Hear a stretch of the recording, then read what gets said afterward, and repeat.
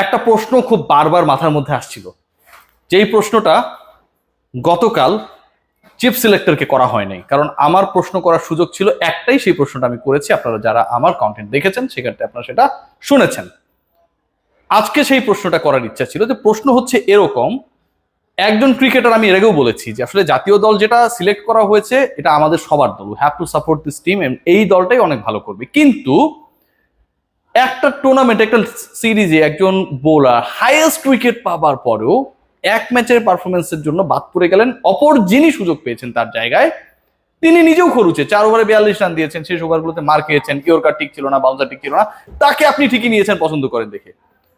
তাহলে নাজমুল শান্ত এবং লিটন কুমার দাস, যাদের ফর্মের ঠিক ঠিকানা নেই, একজন করেছেন 5 ইনিংসে 81 রান, স্ট্রাইক রেট 103 শান্ত, এবং আরেকজন 3 ইনিংস খেলে করেছেন 36 রান, তার স্ট্রাইক রেট আকাশচুম্বী 83, লিটন কুমার দাস। তারা ঠিকই টিকে যান। সাইফুদ্দিন হাইয়েস্ট উইকেট নেবার পরও 15 বাদ দিলাম ভাই, দয়া করে যদি আরো দুজনকে নিচ্ছেন, ওই 17 জনের তালিকাতেও তার জায়গাটা হয় না।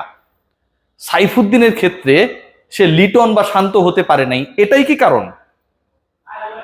শান্তকে প্রশ্ন করেছিলাম, দেখে নিন। আপনি 5 ম্যাচে 81 করেছেন, লিটন 36 রান করেছেন, আপনার স্ট্রাইক রেট 103, লিটনের হচ্ছে 83, তারপরেও আপনারা lucky to B the part of the team. কিন্তু একজন হাইয়েস্ট উইকেট নেবার পরেও এবং কম্পিটিটর থাকার কারণে সাইফুদ্দিন বাদ পড়ে গেল। এখানটায় কি কিছুটা সে আনলাকি কিনা, এবং আপনাদের কোনো কম্পিটিটর নেই দেখে আপনারা টিকে আছেন, এই ব্যাপারটা এরকম কিনা? নাজমুল শান্ত ব্যাখ্যা দিয়েছেন ব্যাপারটা আসলে এরকম না, ব্যাটসম্যানের সাথে বোলারের কম্পেয়ার করাও যাবে না, ব্যাখ্যাটা অনেকটা এরকম। তার মানে ব্যাটসম্যানের ক্ষেত্রে যদি আপনি আউট অফ ফর্ম হন, এবং ক্যাপ্টেন যেহেতু নিজে ব্যাটসম্যান, এবং আমাদের প্রিয় লিটন কুমার দাস যেহেতু নিজে ব্যাটসম্যান, সো তাদের সাথে যারা লিটন বা নাজমুল শান্তর মতো হাই প্রোফাইল না, সাইফুদ্দিনের মতো ক্রিকেটার 19 মাসের ইনজুরি থেকে ফিরে ব্যাক করে হাইয়েস্ট উইকেট টেকার হন, তাদের তুলনা ভাই চলবে না।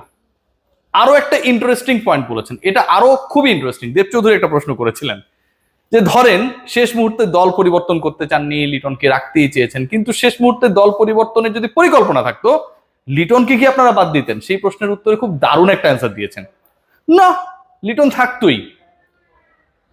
একজন ক্রিকেটারকে আপনি থাকতোই, রাখতেনই, এবং তিনি 15 জনের মধ্যে থাকতেন। ক্যাপ্টেন যখন এই ধরনের স্টেটমেন্ট দেন এবং আরেকজন ক্রিকেটারকে আপনি 17 জনের মধ্যেও রাখেন না, সেই জায়গায় আপনি বলেন যে তার সাথে একজন কম্পিটিশন করেছে দেখে, এবং সেই কম্পিটিশনে 8 উইকেট নেবার পরেও 1 উইকেট যিনি পেয়েছেন তার থেকে 7 উইকেট বেশি নেবার পর একজন হেরে গেছে দেখে তাকে আপনারা রাখবেন না, এটা কি ভাই কোনো যুক্তির কথা?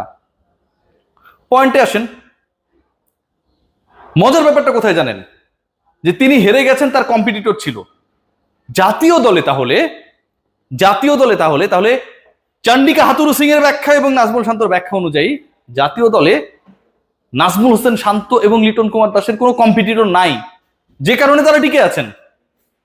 এবং এই কম্পিটিটর নাই, অ্যাবসেন্স অফ কম্পিটিটরস, এই যে ভ্যাকুয়ামটা, এই যে ব্ল্যাঙ্কটা, এটা তাহলে কতদিন থাকবে ভাই? এটার ব্যাখ্যাটা কি?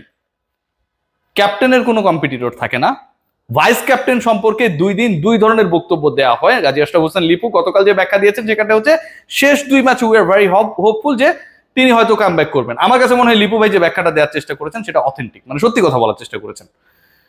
আজকে যেটা বলা হচ্ছে যে Bangladesh team management they are expecting, দেখুন কত গড়বিল, যে প্রথম ম্যাচ থেকেই তাসকিন আহমেদ অ্যাভেলেবেল থাকবেন।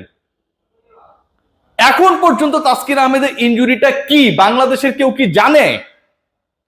এই প্রশ্নের উত্তর কেউ দিতে পারবে? বাংলাদেশের কোনো সাংবাদিক, কোনো সাপোর্টার, ইভেন ন্যাশনাল টিমে সিলেক্টেড হয়েছে যারা 15 সদস্যের দলে যারা রয়েছে, সেই ক্রিকেটারদের কেউ কি জানে, কেউ বলতে পারবে তাসকিন আহমেদ কোন ইনজুরিতে ভুগছেন? ভাই Lionel Messi, Cristiano Ronaldo, Kylian Mbappe, একসময় জিনেদিন জিদান, মারাদোনারা কোনো ইনজুরিতে ভুগলে আমরা জানতাম যে আসলে তার প্রবলেমটা কোথায়।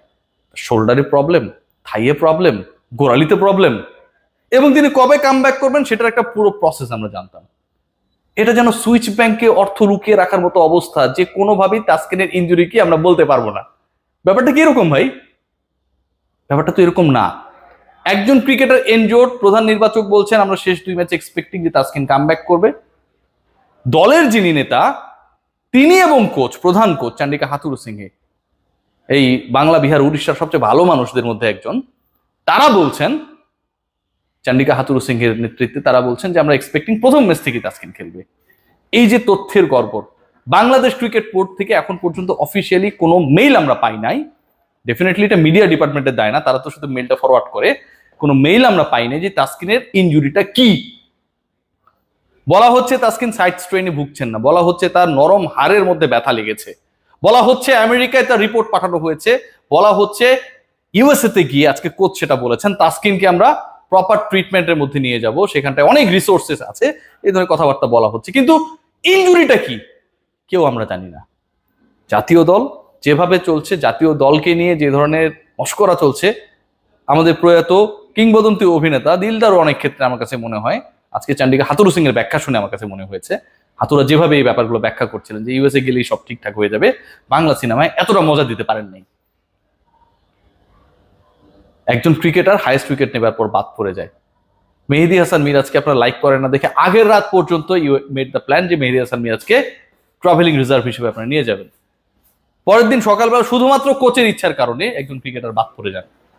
বাংলাদেশের সকল বড় গণমাধ্যম, সেটা প্রথম আলো হতে পারে, ইন্ডিপেন্ডেন্ট টেলিভিশন হতে পারে, আমাদের পাপন ভাইয়ের বেক্সিমকোর যে গ্রুপ সেখানকার হচ্ছে অংশ, তাদেরকে পর্যন্ত মিসগাইড করা হয়েছে। আমরা সবাই সেই রিপোর্টটা করেছিলাম, পরে একটা বিশাল চমক দেওয়া হলো যে না, রাখা হবে না। লিটন কুমার দাসকে ফুললি লাইসেন্স দেওয়া হয়, তিনি যা খুশি তা করতে পারেন। লিটন কুমার দাসকে ফুললি লাইসেন্স দেওয়া হয়, যদি তার বিকল্পও থাকতো, শেষ মুহূর্তে বাংলাদেশ দল যদি চেঞ্জ করারও পরিকল্পনা থাকতো, লিটন বাদ পড়তেন না। ক্যাপ্টেন যখন অফিসিয়াল প্রেস মিটে এসে এরকম একটা বক্তব্য দেন, তখন সেটা সাইফুদ্দিন, মিরাজ, অন্য যে ক্রিকেটাররা বাদ পড়ে এবং না খেলা ক্রিকেটার, খেলার মধ্যেই নেই যে ক্রিকেটাররা আফিফ হোসেন ধ্রুব কিংবা হাসান মাহমুদ, যারা উড়ে এসে জুড়ে বসে, অন্তত 17 জনের সদস্য তারা ঢুকে গেছে, সেটা কি ওই ক্রিকেটারের প্রতি অবিচার না? আজকে যে পুরো দল নিয়ে প্রেস কনফারেন্স হয়েছে, আজকে যে ওয়েতে কথা বলা হয়েছে, আজকে যে ব্যাখ্যাগুলো দেওয়া হয়েছে, কোনোটাই আপনার মনোভূত হবে না। সব দলই সমান টি-20-তে, কোনো ছোট বড় নেই। নাজমুল শান্ত বলছেন এখানে সবার সাথে সবার কম্পিটিশন, বাংলাদেশ নাকি একটা টাফ গ্রুপে আছে।